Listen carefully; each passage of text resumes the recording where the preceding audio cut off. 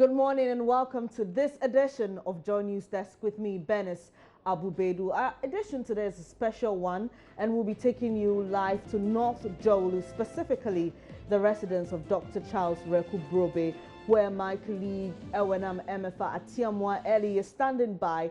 She's going to have a conversation with him as regards energy issues, the various issues we had last year. And also, as a founding member and an elder of the New Patriotic Party, which is going to be the incoming government's party, he will be telling us some expectations to have there. So we can cross over now to my colleague, Emefa Atiamwa Eli. Hello, Emefa. Hello, Benis. Sure. How are you? Thank you. I'm fine. I'm great. All right. So Okay. We are So here in the residence of Dr. Charles Wereko Brobbey.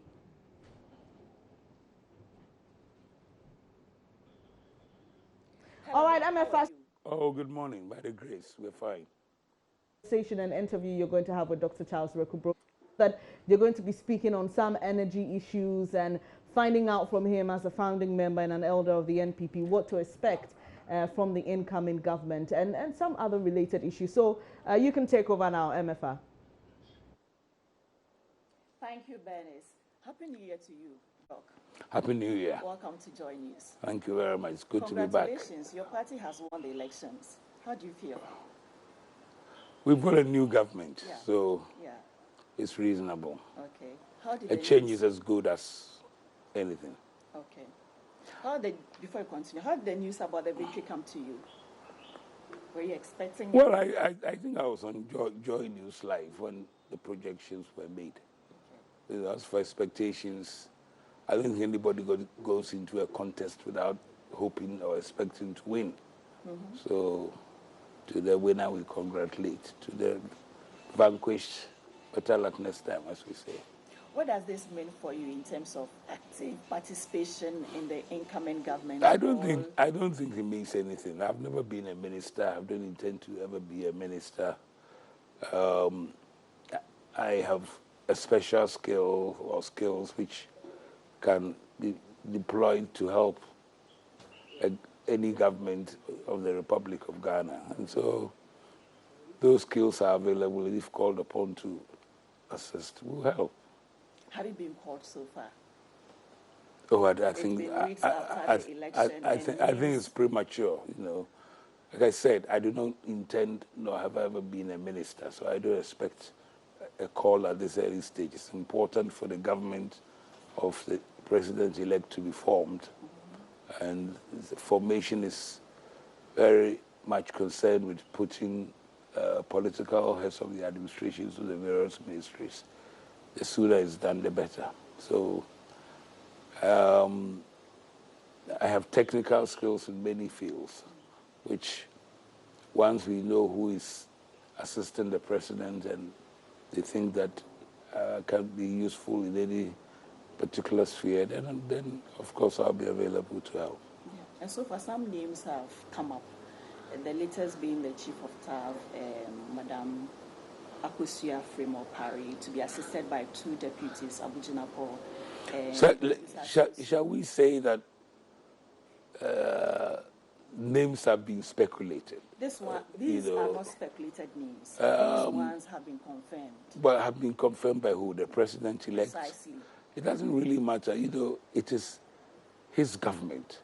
The Constitution of Ghana says that all executive power resides in the president of Ghana.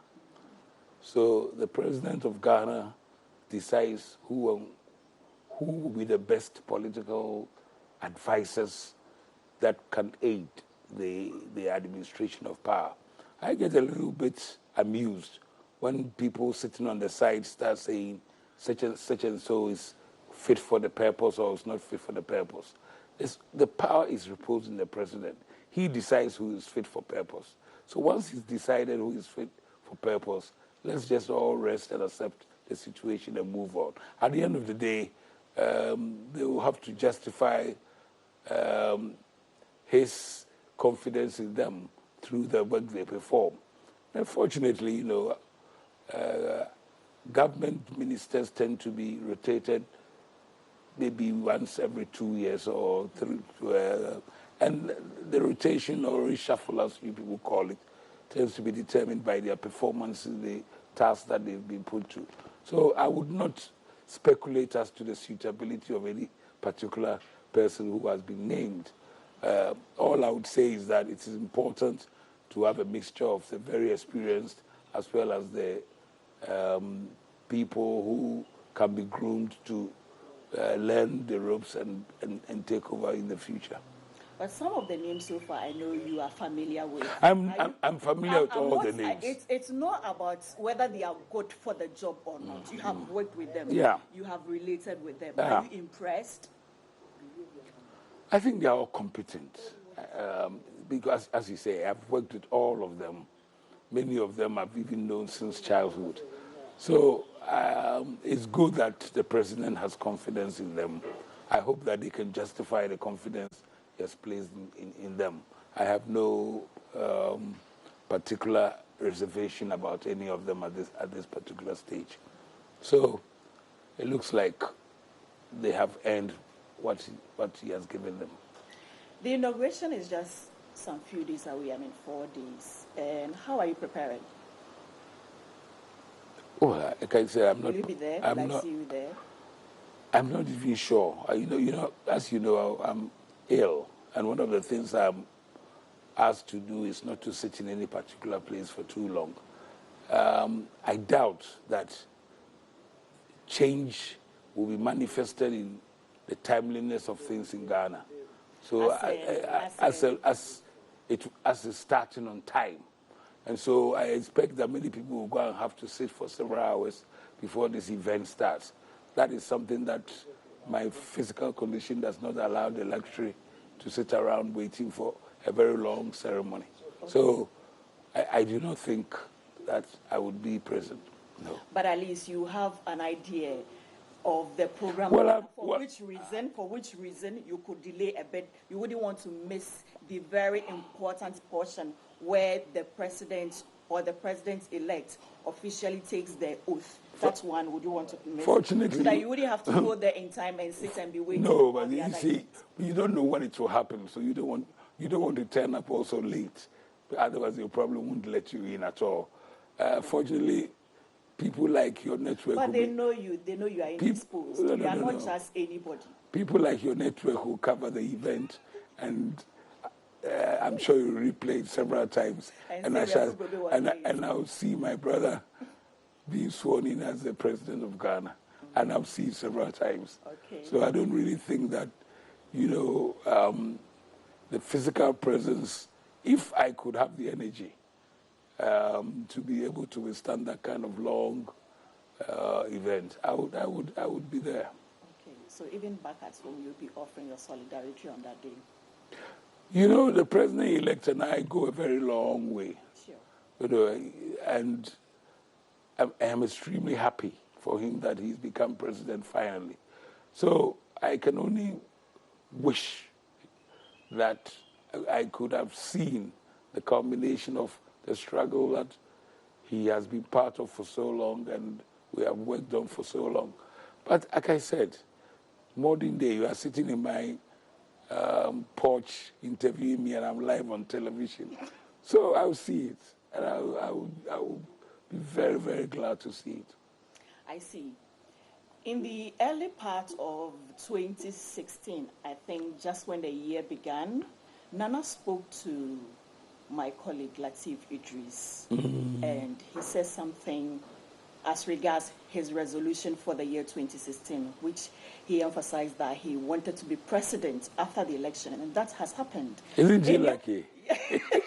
Isn't he lucky that in your assessment, his resolution has come true? Would you say he worked consciously towards achieving this ambition, or it was just the time for him? It was chance that came his way. A mixture of the two. I mean, this has been the third attempt by the president-elect. And I would say in terms of physical and commitment and input, he's done very well in all three campaigns. I believe that what the difference has been this time has been that the victory that he's worked for has been manifested and made true by the kind of vigilance that was needed to be brought to the process of monitoring, such that, you know,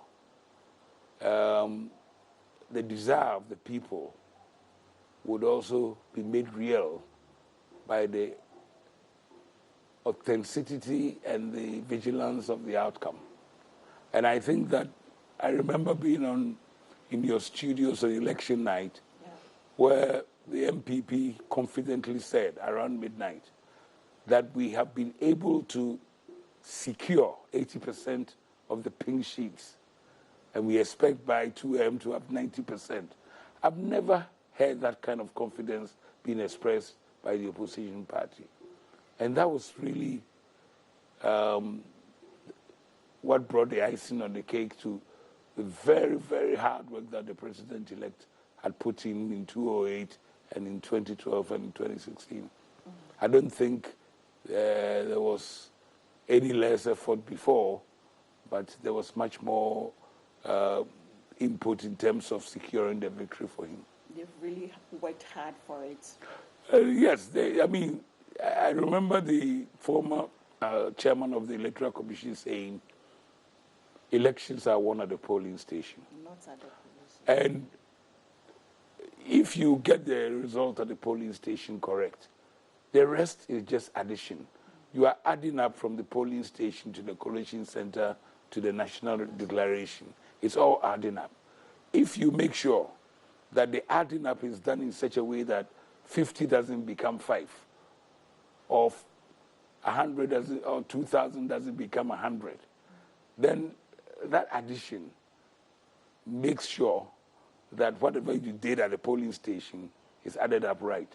And in that respect, there was a very important Supreme Court decision about a month before the election, where for the first time the Supreme Court said, listen, it is right and manifest that the collated results, i.e. the added up results from the polling stations to the constituency center, must be authenticated by each party's agent, and the parties be given copies. Now, this has never happened before.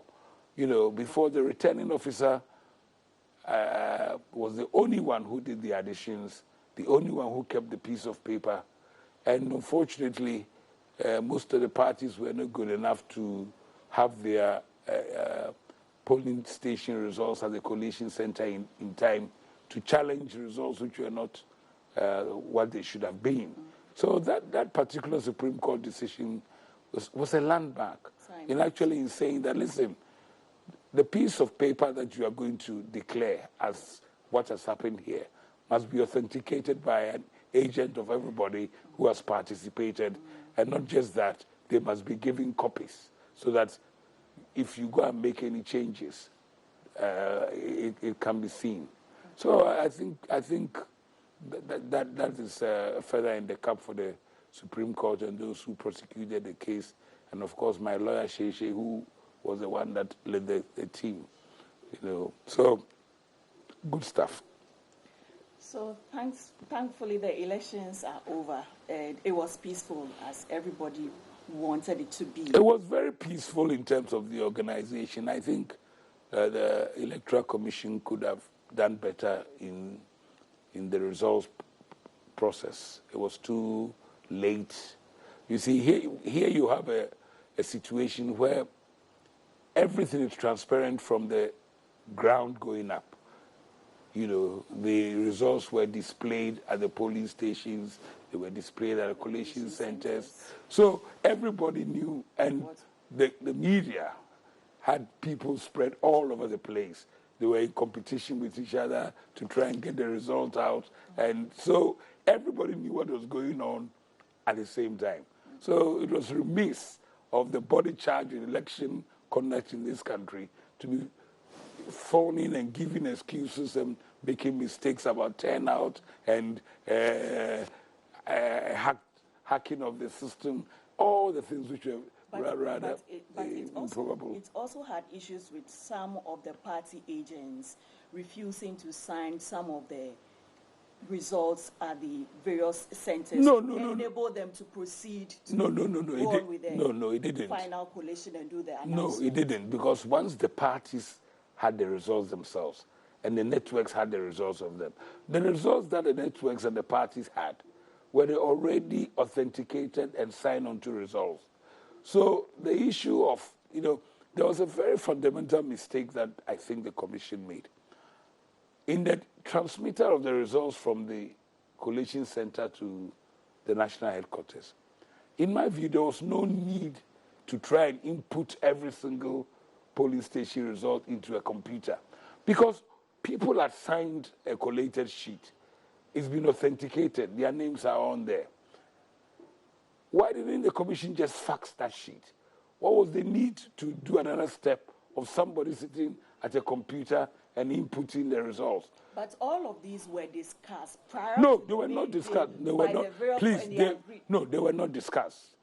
The commission, sure? Yeah, the commission. And this is new to the parties. No, the commission tried to procure a very expensive electronic system. It was so expensive they had to abandon. Okay, the general outline of what was going to happen was explained to the parties in terms of the commission working in liaison with the telecos of Ghana to provide, a safe and reliable transmission system. But the issue of as to whether what you faxed to the headquarters was the signed piece of paper by everybody, or it was important to do another process where somebody was sitting at a computer trying to replicate the same results, I think it was a bit clumsy. That's all I'll say. It was clumsy. So you think all of this worked into the delay that happened? Undoubtedly, because if all the parties had the results in their headquarters, and my party, which has not been known for the speed of its monitoring and collation results, could confidently say at midnight, we have 80% of the pink sheets. But that's just one side. No, it's not one. It's not just one side. It is not just one side. If you have 80% of the pink sheets, it means that those pink sheets have been authenticated at the polling station. What is happening after that is just adding them up. If a result has been declared in a constituency, what is one side about it? The returning officer for the constituency that result is the final result. You see, you are confusing the presidential with the parliamentary. The presidential has got only one constituency, so they can announce that MFA got 100 and Wereko Brobbey got 20, but it's not the final result. When it comes to parliamentary, what the returning officer declares is the final result. It does not need Charlotte or sense imprimatur to make it a final result. So why weren't the parliamentary results being released? So really, there's no excuse. There's absolutely no excuse. And the suggestion that a computer system had been hacked, I think I did an interview which I said, if indeed our telcos working together could not provide a safe and reliable system of transmission, then we're in trouble. Because the telcos are the backbone of all electronic business in Ghana. So if we are questioning the authenticity to provide safe systems, then Ghana is in trouble. So that was a hoax. A lot of the statements that came out of the commission did not distinguish the commission. And I'm not going to make any excuses about that. The election was very well run. It was peaceful. But that final process, the establishment of and operation of the National Resource Center was incompetently done. Great. Moving on, the incoming administration made promises. I'm talking about the manifestos. Yeah. Among all of the things they said, which of them stood out for you, and for you, you'll be monitoring closely to see that it's been delivered on? I think if you go back to the manifesto of the party that's coming, its emphasis was on jobs. I think it was jobs for something, I can't remember the exact title. And all politicians, and I would urge them to learn the lessons of the outgoing administration. The first article of our Constitution is very clear. We give power to politicians to govern in our name and on our behalf, but most importantly, to improve our well-being. To improve our well-being. So everything you are doing must translate itself. How does this improve the well-being of the people? Because at the end of the day, it is not a farm or a road or a hospital or infrastructure that will determine whether you have improved my well-being or not. I will have to come to the conclusion that, yes, this particular action of government in total has improved my well-being. And at the end of the day, I'm the one who is going to cast the vote as to whether your mandate should be renewed or not. And that's the manifest thing that politicians ought to have at the back of the mind all the time. This stuff I'm doing, you know, I couldn't understand a situation where, for example, you are putting up schools and hospitals, and then trained teachers and doctors have to either not engaged or have to come and fight for their names to be put on a payroll to be paid. It does not make sense. You know, I cannot fathom anything whereby you have a national health service and the payment of the service providers, it is not put as the forefront, so that the people who the service was provided for have to go on to cash and carry to get that service. So that, for me, you know, is the cardinal lesson that the new government ought to learn. But I think at the heart of what I would say is that it is not really about the promises that they made. They need to have a mental switch from being in opposition to being in government. In opposition, you point out the flaws. In government, you provide solutions. So right from the 7th December, after my brother has become not, when the elect is dropped off, when he's the president of Ghana, the immediate thing has to be solutions. You know, for example, we are in a very dicey situation with power supply, okay? Because of the traditional way in which the demand goes down at Christmas because industry is taking holidays, etc. By and large, there's a seeming thing that there's supply. But all I'll say to President Akufo-Addo is that if they do so at midday on the 7th of January, it is not Mahama's fault. It is MPP's fault. So the important thing is to make sure that whatever you need to do to ensure that when the baton is passed to you, you are able to sustain power supply. But why would you blame him on December 7 midday if the power goes off? Hold on. If the power goes off, why would you blame him? Because at that time, he has not begun taking any decisions yet. He's the president of Ghana. He's not implementing. No. You see, the administration begins after his swearing in. MFA, please. It's not me. Maybe I can understand. But there's so much expectation, you know. Well, the point I'm trying to make is that when that baton has been passed over, you can no longer say Mahama has caused doom so. It becomes your responsibility. All right? So I'm not literally saying midday. I'm literally saying that you need to sustain the power supply. And all the issues that we raised now becomes your issue, you see? And I think one of the problems of the transition process is that maybe too much time is being spent on trying to find a status report from the outgoing administration. They'll put their best foot forward. But as Reagan used to say, trust but verify. Do your own independent investigation. Let me say, for example, in the power sector, my nephew George Napot 2-3 weeks ago was saying that they have, and even the Minister of Finance, were both saying that they have left a perfect condition for which the new administration should be. So you are the expert. Exactly. No. The point is that no, I'm an expert.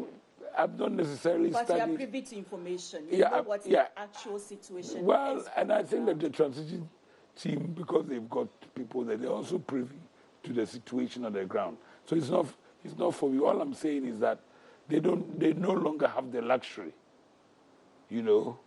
of saying, say, the outgoing administration alakawo. They don't have that. They told us a lie. No, you don't have that. So you should really find out for yourself what the problems are, what is status it, what are the things that, when I used to be involved in the power sector, as soon as I was appointed, I told my staff, I'm not here to manage Dumso. I'm here to keep the lights on. When you say you are not here to manage Dumso? Yeah, because we used to take so much pride in Ghana about how efficiently we manage load shedding. People were so proud that we could give timetables and stick to them and do, and we're not particularly concerned about the fact that the better thing you had to do was not to have done so at all. So I said to my colleagues and my staff, I am here to keep the lights on, not to manage load shedding. And that has to be the cardinal focus. Keep the lights on. If you're going to have one factory, one district, that has got its own energy implications. Because you've got to make sure that the factory is provided with energy on a sustainable basis. So we're not just talking about the power for us to drink chilled beer at our homes. We're now talking about the original concept of why Akosombo was created, to industrialize Ghana. So it is not just keep the lights on, but expand the provision so that one factory, one district will become a reality and a sustainable reality. The same thing is one dam, one village. Because dams necessarily require pumps and pumping and all of that kind of stuff. Pumping requires energy. So it is that has to be the focus. Everything that you're doing has to be solution-based. You don't have to go and say to Ghanaians, we came and met such a horrible situation. That, their riposte will be, but that's why we voted for you. You understand? I do. That's why we voted for you. So don't give us excuses. Thank you very much. So the people that President-elect Akufo-Addo has selected, I would judge them by their ability to hit the ground running with solutions. Not I came and found this or I came and found that or I cannot do anything about it. Okay. Hit the ground running with solutions. I wish when the confirmation hearings are being done, the parliamentary committee that vets will not ask you whether you're a school dining hall prefect, but will ask you what vision do you bring to your job, and give you time to expatiate whether you understand the nature of the job, and more importantly, you are bringing a vision to it that will quickly address the problems. Talking about hitting the ground with solutions, let's stay a bit more on the power issue. The NDC over the period has been trying to put down some measures in terms of laying the grounds for some medium or long-term policies to solve. Are you sure? Like what? To solve the energy crisis. No, I don't think so. What the complaint has been that they have all the decisions they are taking so far, the policies they are implementing so far are short-term based. They should consider the long-term measures to solve the problem. In all of this, I'll refer to the fact that you are the expert and you know what is on the ground. What is it that the new incoming administration should keep running with, shouldn't push back? You're asking for my intellectual knowledge. You should. Is somebody going to pay for me for it? No, is somebody going to pay for the intellectual know-how? Your viewers are paying. No, they're not paying for it. They are not paying for it at all. So we are waiting for my intellectual, I think I've written enough about the subject. We had a short-term. We've always had a short-term problem, but try to, I'll say something for free. It was unnecessary to present, first of all, sole-sourced long-term arrangements for what should have been, for the problems that we found ourselves in. You don't go and sign a 10-year agreement for an emergency situation. You're referring to I'm referring to the badges, Mary, and all those kind of things. It was necessary, and in fact, I remember supporting the idea of an emergency solution for an emergency. For me, looks to maybe a 9 to 12-month injection, but to go and sign contracts that commit us for 10 years, that's not emergency. That is actually tying our hands. So there was and those costs have fed themselves into the end user cost. I'm increasingly hearing of people who run industries and commercial outfits who, because of doing so, had to invest in generators. And now they are finding that because they've invested already in generators, it is cheaper for them, of the order of 2 or 3 times, to just buy fuel and run their generators than to pay the tariff that ECG is charging them. So the idea is that what really is the point of providing sustainable grid power if the consumers find it cheaper using their own, that really is where the policy, I think, failed.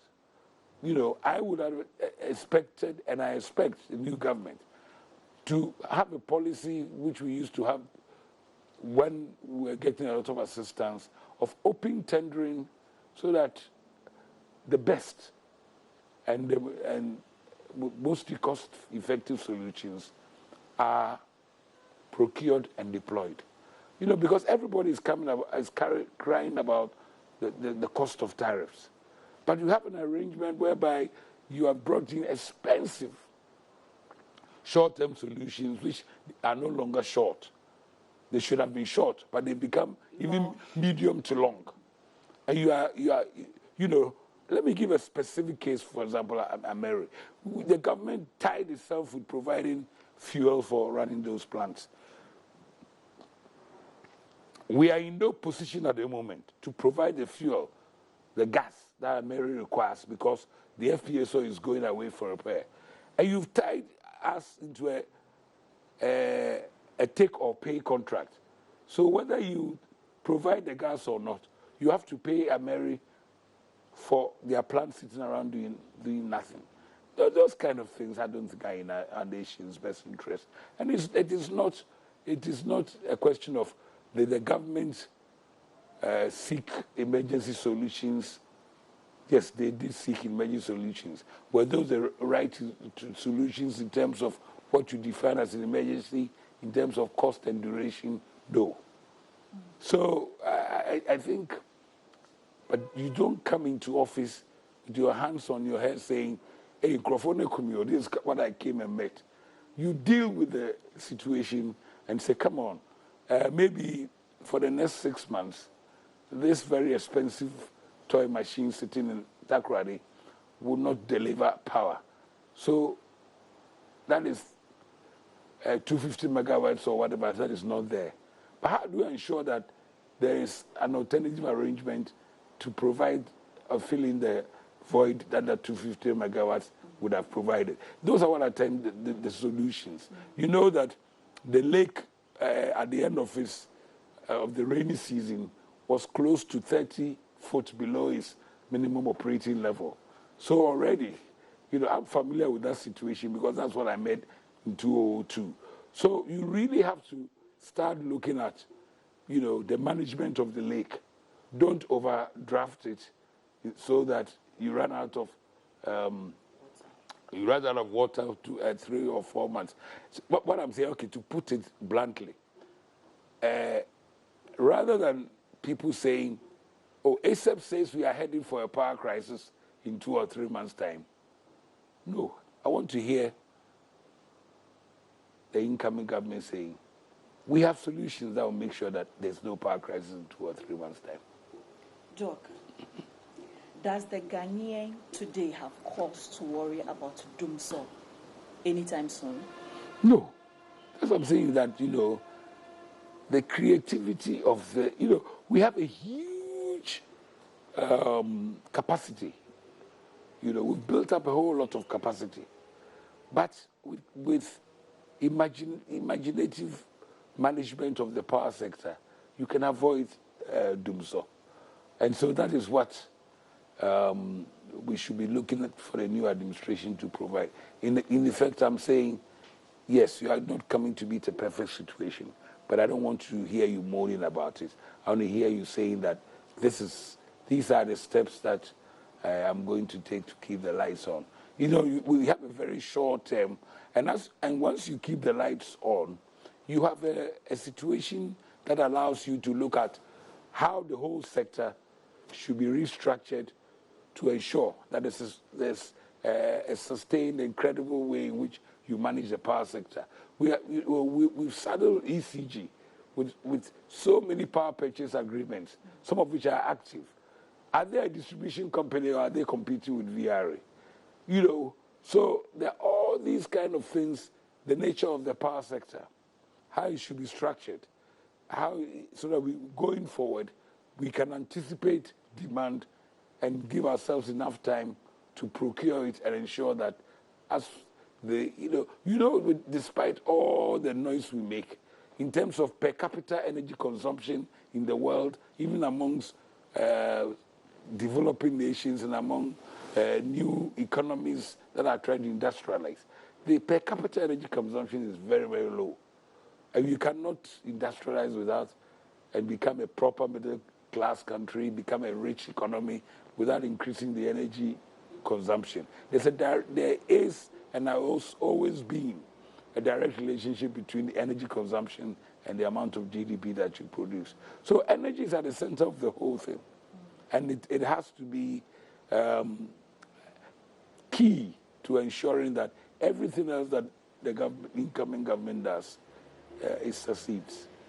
Is that to say for you, in your assessment of the measures or policies undertaken by the outgoing administration as far as solving the country's energy crisis is concerned, is nothing to write home about, is nothing to look in there and say, okay, let's go ahead with this, let's throw away this one?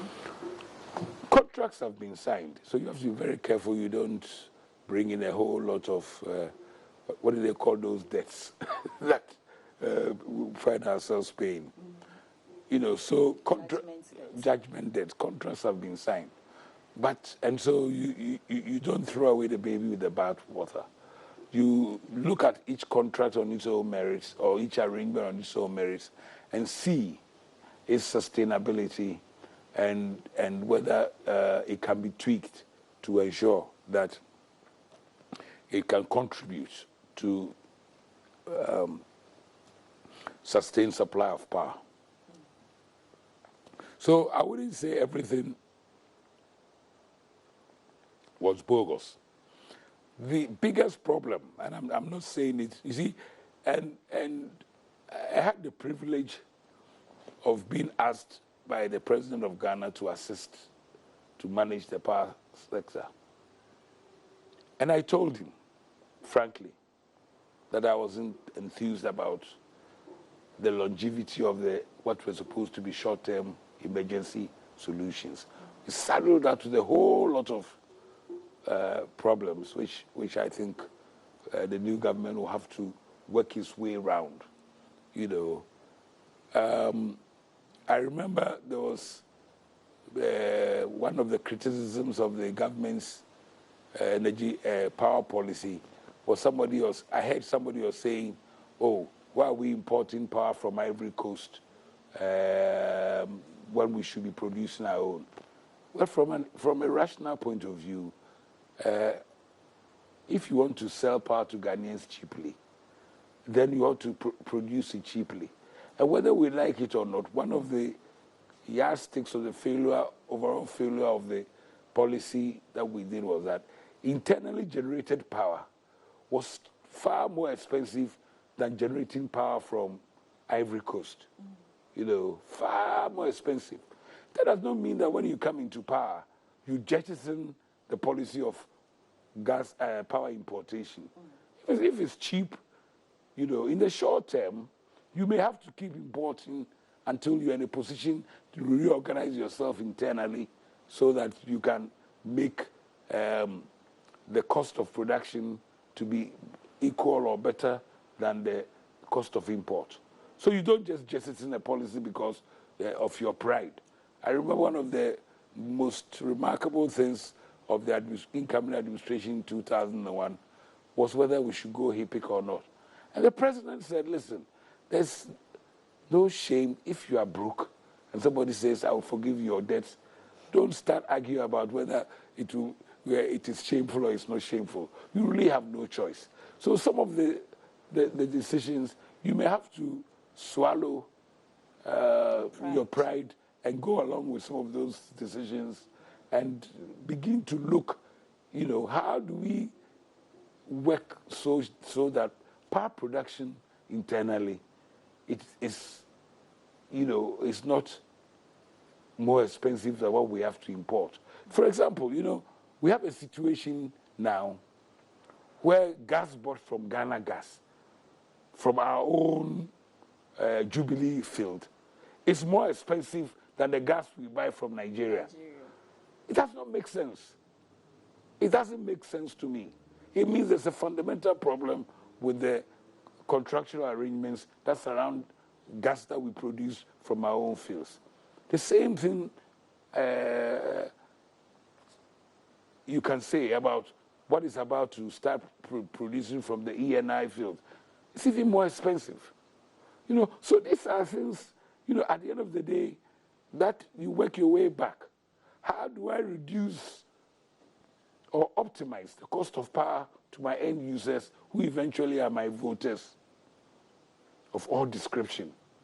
And so you look at the methods of production, the arrangements in place, the institutional arrangements, whether they make sense in both economic and you know, and policy sense. So these are all. But in looking at all of these things, you don't have the luxury of a learning curve.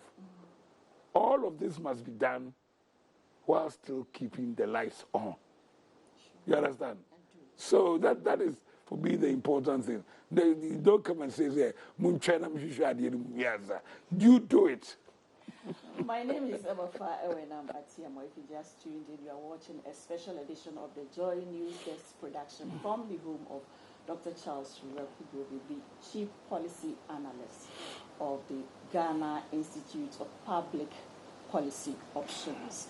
He's been sharing his thoughts with us as far as the incoming administration is to be inaugurated in some few days and what his expectations are of this government. And what's more, he's an energy expert, and he's been telling us what he makes of the current crisis we have as far as the energy issues in this country are concerned and what can be done. Doc, coming back to you, during the campaign again, Nana Akufo-Addo promised that he was going to move the headquarters of GMPC to the Western region. And in fact, I think 2 weeks ago, during his thank you tour to that region, he reaffirmed this promise. How laudable is this intention? The centralization working finally. If you go to developed countries, the UK, which I'm most familiar with because I studied and lived there, the center of oil production in the UK and the center of everything that happens is in Aberdeen, in Scotland. There may be little offices in London which are necessary for governmental relations and things like that.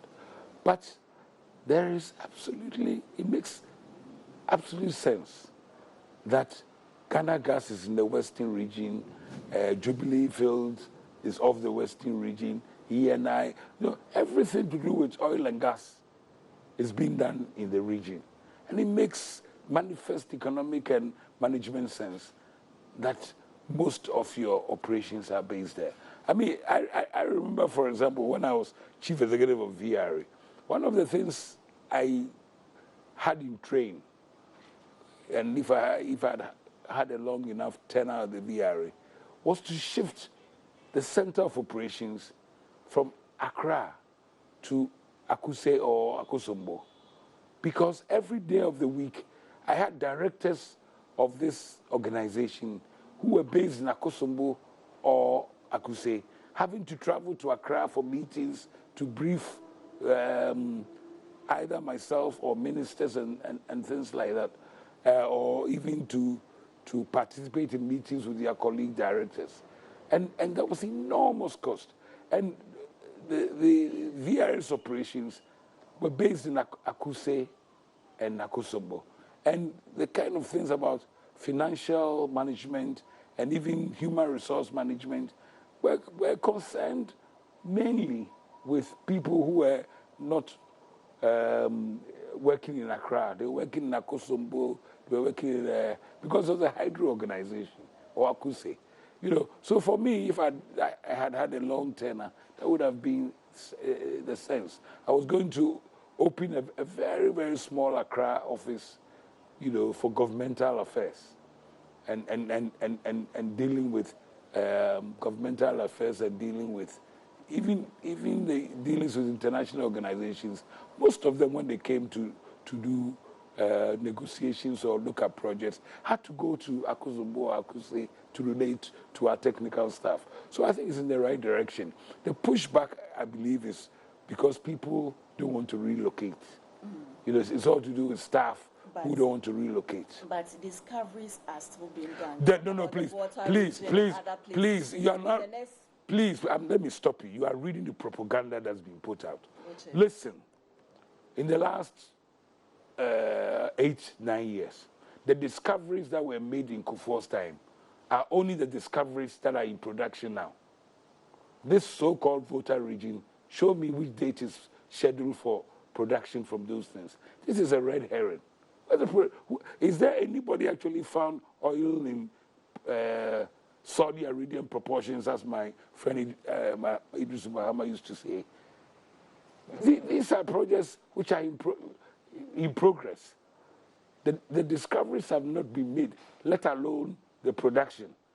You need to make the discovery, and then you need to set in the production cycle. None of this is here. So if you tell me the production is about to start in the Volta region, I say to you, MFA. So let's say in the next 10 so what? years, So you stay. They move the headquarters. No, because the headquarters has to be where you started. Look, the argument for staying in Tema or Accra is spurious, completely spurious. You don't have to be. The location is to, especially in the modern world where communication and globalization, and we are sitting here watching Netflix, we are sitting here using Uber services, and you are talking about location between Tema and the center of the work being a problem. I don't believe it. You are sitting in my house taking a television picture. It's being watched all over Ghana and the world. So what are we talking about? Discoveries in the Volta region, I heard that 30 years ago. I have yet to see it. The only 3 fields in production are the 3 fields that were discovered before President Kufuor left office. There may have been other discoveries, but even they have not started production. So what are we talking about? Volta region and where else? Tema or Bolgatanga? No, please. That is not... but I'm just saying, sir, it is not the most important thing. you know, it is not whether you move the capital headquarters from Tema or to the Western region. As I said from the beginning, what is its overall effect in terms of improving the economy of Ghana, the efficiency of the management of the operations, the delivery, and ultimately its effect on the well-being of the people of Ghana. Ultimately, all of these things have a punchline. How does it improve the well-being of the people of Ghana? How does it improve the well-being of the people of the Western region? Does it provide more jobs? Does it provide more wealth? You know, for example, in the Western region, when we thought we had the cusp of a huge oil industry, you couldn't even get a hotel room in Takoradi to stay, or the whole thing was very, very expensive. This was the 2009. You saw huge buildings going up in Accra where they were charging thousands of dollars in rent. When, unfortunately, the passage of the oil production law was delayed, inordinately delayed, the focus and the pace of oil activity in Ghana dropped so much that all the investment that people put into Takoradi to see the big oil city have collapsed. Maybe moving the oil capital there might revive that. You know, a bird in hand is worth two in the bush. Let's use that opportunity with the developments and the investments we put into Takoradi to maybe use it as a catalyst to develop our own oil industry. And then we can see that the people of Takoradi enjoy the benefits. Because at the end of the day, they will not judge by whether the capital moved there. What did it do for us in terms of improving the region's economy and improving the job prospects for the people of the Western region? You know, I grew up in a Gold Coast, Ghana, where civil servants and public servants and even public professionals, especially doctors and engineers and teachers, and, you know, by the time they've been through their career, they had served in maybe 5, 6, or 7 regions of Ghana. So this idea that somebody wants to stay in Tema forever and ever is a nonsense. Really? It's a complete nonsense.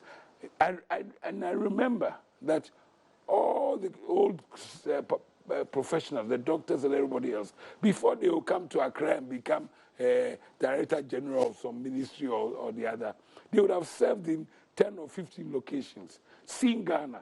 You know, I remember my friend and former Minister of Finance and Economic Planning, who is now chair of the NDC Investigation Committee, Kwesi Botwe.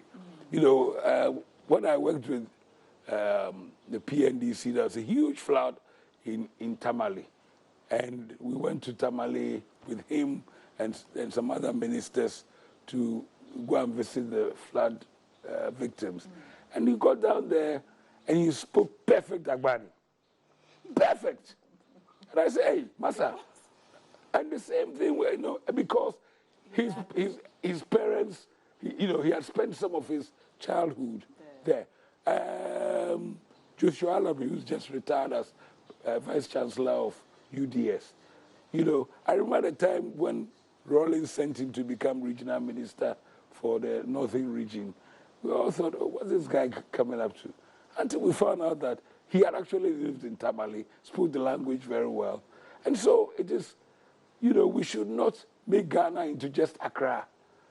And the people don't want to see what Ghana is about. In fact, they should go and serve in all the outposts. So for you, the protest is more about people not willing to move out of their comfort zones. There is no protest. Who is protesting? Somebody from ASEP came and said it shouldn't happen. They didn't give a really rational or concrete reason, believable reason as to why it shouldn't happen. So, you know, they are my friends. I mean, Anta is my protege, but on this one, I disagree with him. Doc, let's move to utility tariffs. You have written a lot Plenty. about paying the right price. At the right price, yeah. Yes, at the right price for the right service.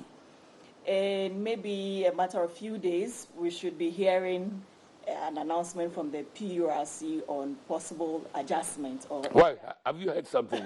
No, but it is done every quarter. So the first quarter, any moment from now, we should hear something. What would you say the Ghanaian should expect? I don't know anything. In terms of... I really do not know anything, because with this PURC speculation we are doing, we didn't hear any announcement in the last quarter or before. There is a commitment to the World Bank, the automatic adjustment formula and all of that kind of stuff, which is there. But those things, if you look in the tea leaves, it all depends on the generation mix, the cost of fuel and all that. I'm not in a position to pronounce that. But what I can say, and say it without equivocation, we must separate the recovery of the cost of production, that's what I mean by economic cost, from loading a whole lot of taxes onto the cost of, on top of the recovered cost. Can you explain that? Well, what I'm saying, for example, there are a whole lot of levies which have been put on the, what we might call the cost of recovery that you need to ensure that there's a sustained power industry going on. Those levies and taxes need to be looked at critically, both in terms of petroleum and power. So it's not, when you talk about power tariffs, let's separate the economic cost of producing and delivering power to consumers from using power as a revenue generation measure. The reason it's called a utility is that it facilitates other services that increase production. Now, if you go to tax what is called a utility, and you're going to use it as an instrument for raising taxes, then you really are wrong. You see, so I think part of the remit for the new government will need to look at the slew of taxes, which have come to be put on you and I, that reflects on our end user tariff. It also has to look at whether the arrangements of production, whereby you've got so-called long-term emergency power solutions, which have signed contracts with ECG.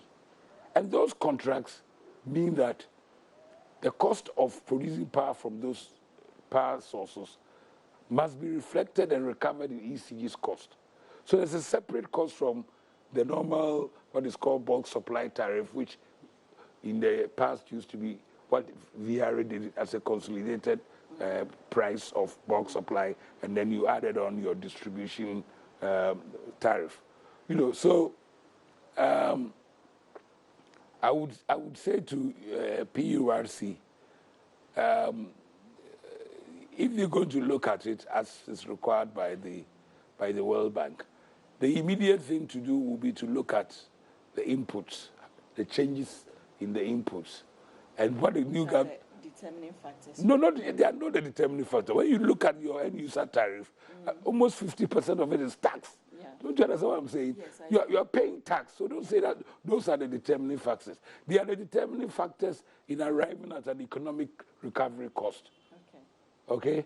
So that one, the PURC has no choice but to change up and down depending on how the inputs have changed.